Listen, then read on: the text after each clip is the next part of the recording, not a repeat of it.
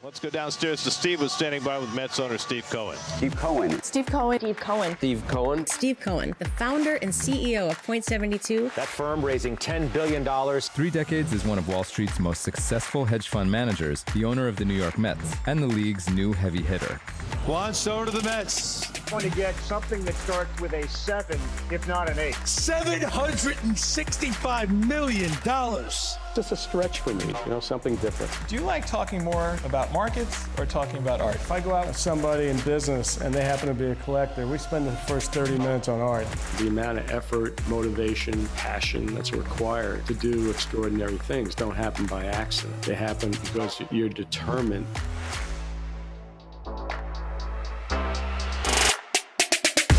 Thank you very much. All right, hello Thanks for all there. being here. I'm John Ledecky, co-owner of the New York Islanders and a New York Mets fan as well. And we're going to divide our conversation into the Mets, something about Point72, Steve's view on AI, and then some wrap-up comments on the markets. But first of all, Steve, congrats on a great season. I remember meeting you when you first bought the team in the middle of COVID, which I thought took a lot of guts. And you went out, stood in front of Citi Field on Seaver Way, and handed out literally hundreds, if not thousands, of bags for folks as they drove by in their cars, because you remember, you couldn't have that face-to-face comment. And somebody yelled, "You're my Uncle Steve," and it stuck. So congrats on that first 5 years of ownership. What are the things that you've learned on that journey to today?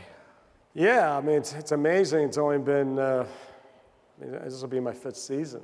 I call them dog years, especially early. I mean, we had some amazing things go the first year. I mean, everything went wrong.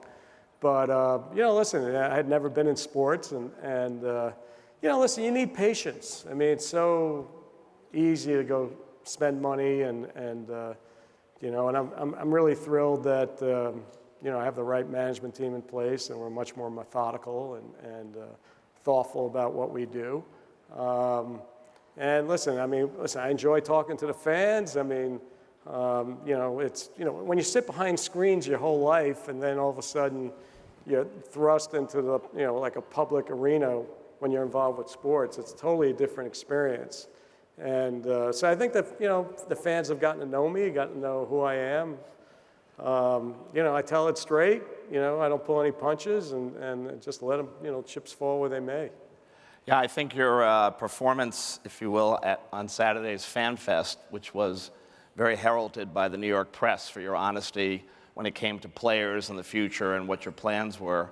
What do you see in terms of thinking about the Mets in the context of your day job? Is there a correlation between that? Because when I go to your box, which by the way is the best dinner party in New York 81 times a year, there's such an eclectic group of people. Well, it's a free game, so anybody will come. Right. But how does that all sort of come together in a mosaic for you? Was that part of your, I doubt it, but was that part of your decision-making process that this was a way to bring all these different worlds together in one focused place? I think that just happens organically. I mean, I've been in a lot of different subcultures, financial world, art world, philanthropy. Sports is another subculture. And New York is, essentially the, media capital of the world, and people want to go a game and hang out with the owner and get insight of what's going on and behind the scenes, and so it tends to attract a lot of different people. I actually am tired of my suite being crowded, and I actually go and sit in the seats by the dugout and enjoy that a lot more than entertaining, during the game, because I want to watch the game. Well, I think your secret weapon in life is your wife, Alex, because she was smart enough to get a separate box. And what I love about what Alex does is that every game, she goes into the upper deck at Citi Field and she picks out fans to come sit with her. And she has probably been your best thing you've ever done in your life, if I look at it. She's a special lady, and the players love her. The fans love her, she brings a real authenticity to, what we're doing, and she loves it. It's a family thing, right? So we get to do something together.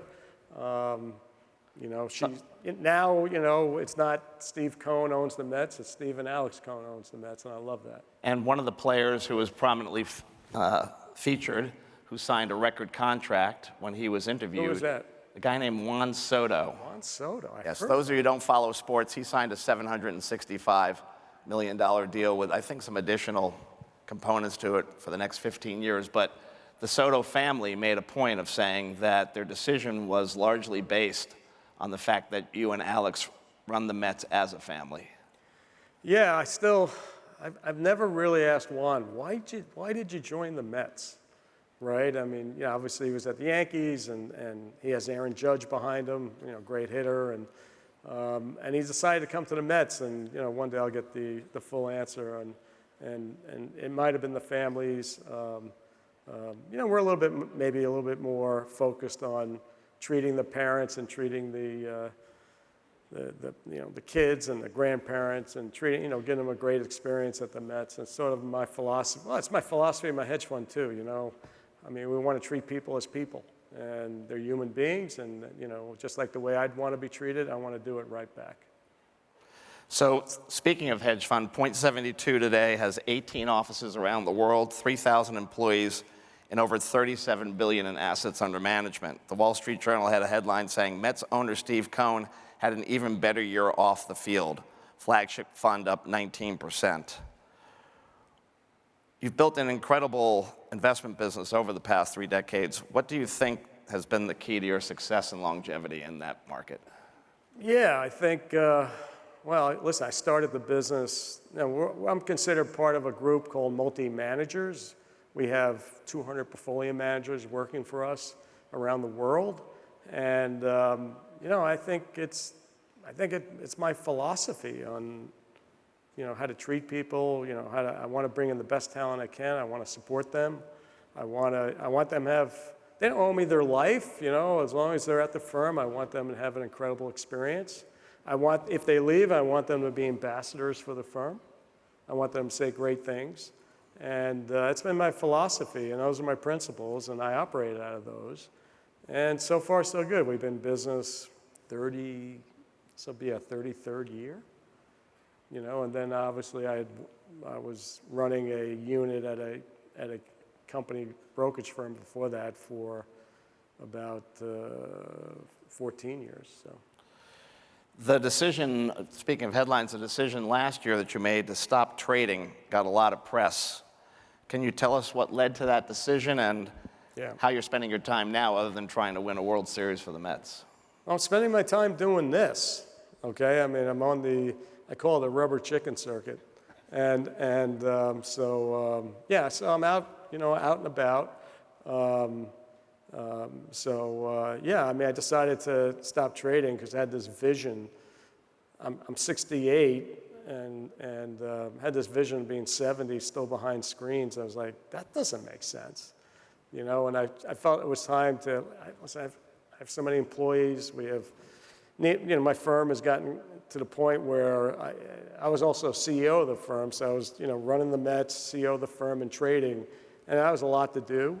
And I've been able to fill my time interacting with our people at the firm and the Mets much more than if you're sitting in front of screens all day. It's hard to do something else. I describe it as like being immersed in a video game, and it's so immersive that you just forget what's going on around you. By the way, a lot of these questions came to me via text from people who are interested in your business, and one of them is asking, you launched a private credit business. Can you tell us more about that and why you're launching that business now? Yeah, listen, obviously that's not a new thought in the world. There's plenty of credit businesses out there. My view is that this firm is more than just a hedge fund. It can attract the best talent wherever it is, and I'm here to support them and try to figure out how to grow and how partner and how to grow their businesses that they want to grow. And just happened, I met somebody that I thought was, really someone I could partner with. And, so why define myself as just a hedge fund? I'm a multi-manager. I can do more than that. Every day we're confronted with something new on AI. The markets this week have been very volatile, down and up on it. How'd your stocks in AI do yesterday? Yeah. Not so good, right? How is your firm thinking about AI longitudinally? In other words, there's the day-to-day choppiness, but I think the folks, again, asking me questions to ask you have asked, what's the Steve Cohen view on AI in the future? Listen, every once in a while there are technology changes that are, they're not like 1 or 2 year themes. I mean, this is a 10 to 20 year theme. It's going to affect everybody in how, they conduct their lives, how they do their business. And this is a massive shift. And so my view is, we're still in the first, second inning of something that's going to be transformational for the economy and the world. And so, I mean, to me, that spells, just like the internet, when the internet first became something and the cloud became, something that was important, this is the same thing. And the next great companies, and even companies that are out there today, public companies, private companies, I mean, these are going to be the next great companies. And this is such a dramatic, important shift that to ignore it, I think is a mistake. And so my view is, we run a hedge fund, it tends to be a little bit shorter term, but this, because of what I believe is the duration of what this investment could be, that, why not set up a separate entity that invests with a little bit more time frame and duration. And so, I think it's, something that, you're gonna read about it every day because it's coming and it's coming quick. You named your fund after an AI theorist named Alan Turing. It's called the Turion Fund.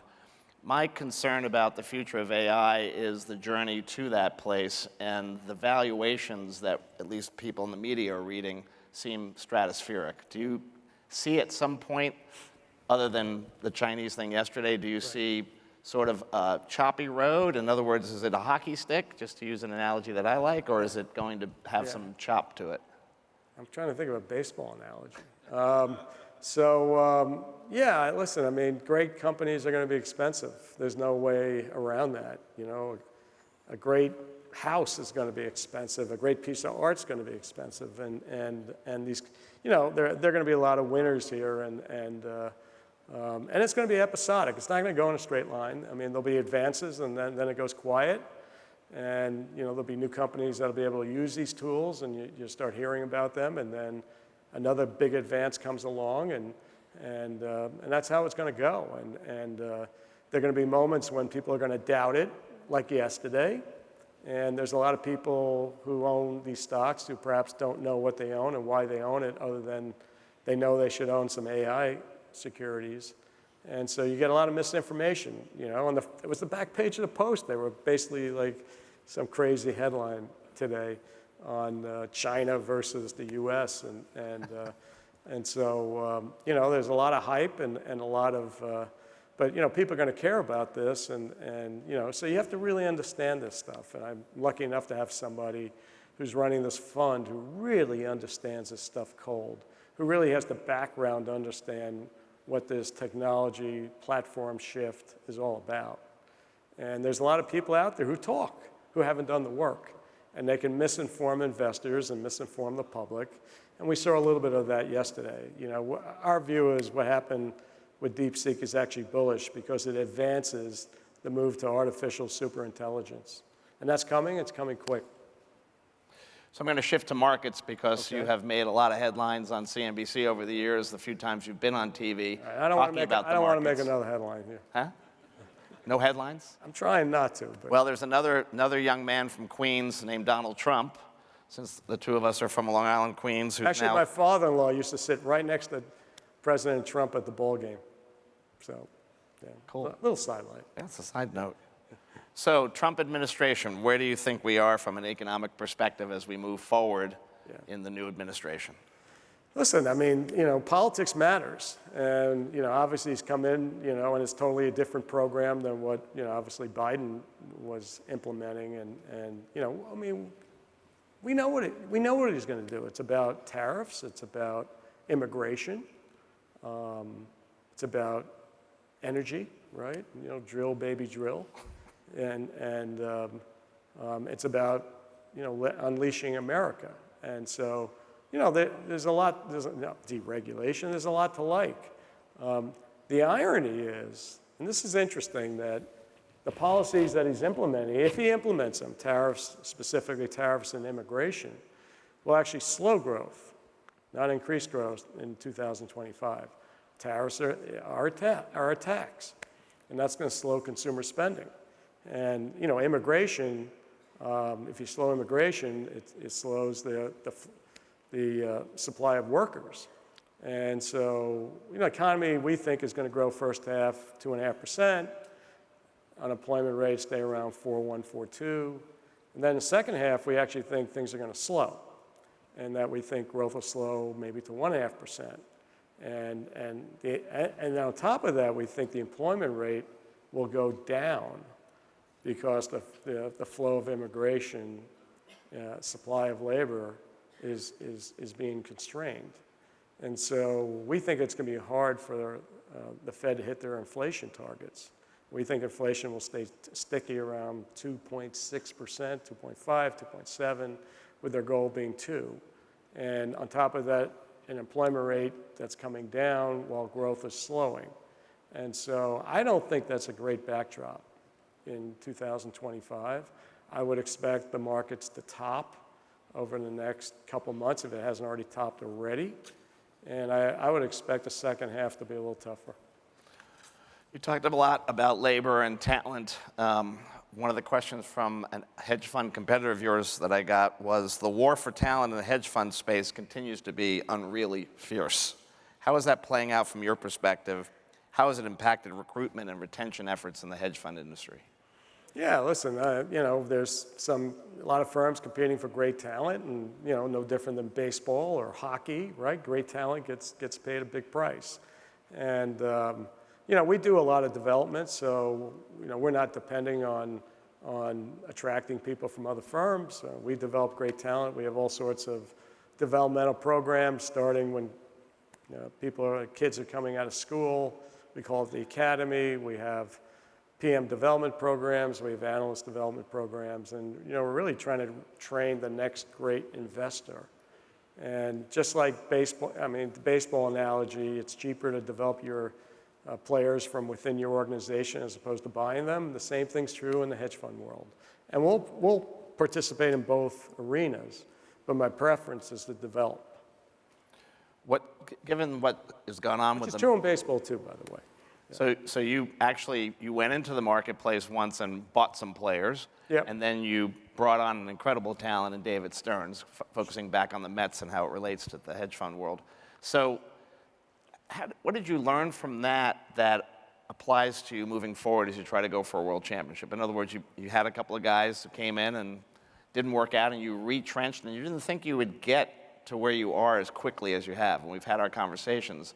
Sounds like you're ahead of your plan. So what happened there? Like, what's the mosaic of running a team, whether it's a hedge fund or a baseball team? Yeah. Yes, it takes talent, but how do you discern that's you competed for David Stearns, you won David Stearns, who you speak highly of as the general manager, baseball operations guy. So how does that all come together?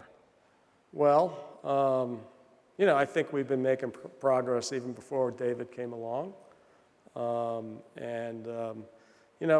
It's really important in almost anything you do not to focus on the outcome, but focus on the process. And if you're improving the process, the results come later they come at some point. And so that's what I've been focused on. Baseball teams, I'm sure hockey teams are no different. They're small businesses and, there aren't that many players, but they're complicated, right? You've got technology, you've got training in healthcare, training your players, you've got analytics, you've got, player development, you've got scouting. It's pretty complicated. And so how do you pull that whole thing together? And, the idea, no different than a hedge fund, is to hire the best and brightest and then, obviously hold them accountable. And so it's a work in progress. The Mets are not where I want them to be yet. But we're a lot further along than we used to be. And we'll get there. And we'll get there because we're putting the right people in place, and they know how to do it, and they've done it before. And, track records do matter. And so, those type of people I look for. And then, ask good questions. As an owner, like, you have all this going on. I mean, I can't be involved in every part of the Mets organization. But what I can do is ask good questions and try to figure out what we're doing well and what we need to improve on. And that's no different at my hedge fund or any business. And that's what a CEO does. And again, now more in a macro sense, what are you worried about these days? How do you think about each and every day? What gets you to hesitate or be thoughtful? Or what are the things that get you excited when you wake up in the morning? Yeah, listen, jumping out of bed, going to it?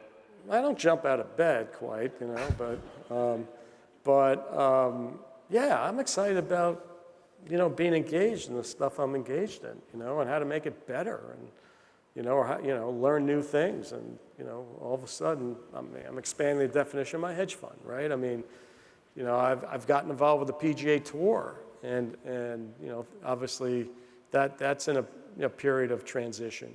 I own this New York club in the Tiger League, which happens, my team's not doing particularly well, but there's always next year. So there's always like cool things to do, and just a question of, what you want to tackle and what your bandwidth is. And you basically apply the same principles. I mean, they're not different. And so, these are principles I kind of live by and apply them where I can. And it holds me in pretty good stead. You and I have had a chance to talk about philanthropy in the past, and one of the things I found so interesting, you're committing hundreds and hundreds of millions of dollars quietly to various causes throughout New York. Well, now it's not so quiet. Okay. Well, you're committing them, but you don't wave a banner saying, I just did that, which is nice. But here's the point I was going to make, which is, you said to me, which will stick with me for a long time, that yes, I love being philanthropic, but it's no secret that I lose money on the Mets. But the chance to win a world championship, in philanthropy, I can make a specific group or thousands or maybe even 100,000 people, their lives better, their improved situation. But if I win a world championship, not only in New York but across the country, there are millions and millions and generations of Mets fans. And I wondered how can you give some more detail on how you thought about that? Because to me, sports, the brands have been, before the new wave of owners, have been really, like you said, mom and pop undermanaged businesses. Now these brands, because they're worth billions, are getting more attention from Madison Avenue, from media, et cetera. Well, these are still small businesses with big valuations. And it's the power of sport, right? I mean, no one cares I run a hedge fund. No one could care less, The first thing they want to ask me about, you're going to sign Alonso, or, hey, that was great with Juan Soto. I mean, that's what they care about. Sports has that unifying community, ability that a lot of things don't. But you and Alex had a platform before you bought the Mets. How are you and Alex thinking about incorporating philanthropy into that platform for the betterment of, because you get, to your point, you get a lot more attention, Steve, than you did 5 years ago. Everybody in the room knew who you were, but society writ large didn't necessarily know who you were unless they watched television. So it's not about getting attention, it's about, you said it, and I said it in my first press conference. This is an opportunity, if the Mets are great, to make millions of people happy who are just diehard fans. And it doesn't, listen, we do a lot of things in a lot of different places, true philanthropy. This is a stretch in philanthropy. That's how I'm trying to justify losing the amount of money I'm losing. I'm losing, all right, well, this is, I'm trying to make people happy. But I mean it, like this, I took over a club that was like this untarnished, kind of tarnished diamond. And how do I polish it up and with fans that are everywhere I go, especially, last year, we became America's team. It was like a magical run that we had. And how do I take it and go all the way? And listen, I'm just setting a goal, a goal to just to accomplish it, right? I mean, to do something that seems hard or how do you do that and pull it off? And there's no guarantee I'm going to pull it off. But if I do, it's cool, and like I said, I've made millions of people happy. Well, I think everybody in this audience who likes the Mets, and I know there's a lot of folks from the New York area here this week, they're grateful to you for your stewardship of the team, excited for them and us watching you continue to progress. And it takes a village, like you said. It takes a lot of talent on and off the field to make it happen. So let's go Mets, and let's have a great 2025. Thank you, Steve, thank for you, your John, time for doing today. this. Yeah, appreciate it. All right. Thanks, everybody.